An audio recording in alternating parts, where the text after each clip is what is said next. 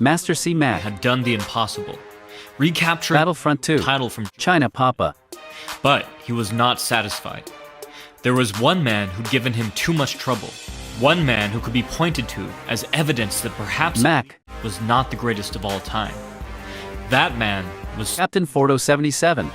The two had met twice previously. Their first encounter, the fight of the century, the insane action had been fueled in part by the intense personal dislike the two champions felt for each other. When the fight first began, Mac seemed capable of handling Fordo easily, proving himself the first opponent with the talent to read Fordo's erratic rhythm, the reflexes to spot small openings, and the speed to take advantage of them. But then, Fordo began to penetrate Mac's defenses, doubling him over and enticing him to lower his guard. The result was a back-and-forth battle for the ages.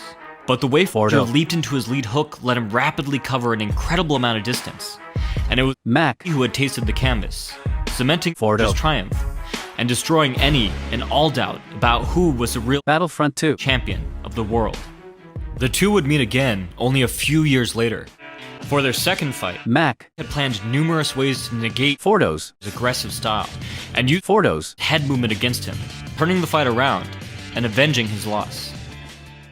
Leading up to the fight, Mac continued his old shenanigans, holding up a gorilla meant to represent Fordo and proclaiming, "It'll be a killa, a chilla, a thrilla when I get the gorilla in Manila." As always, Fordo was not amused.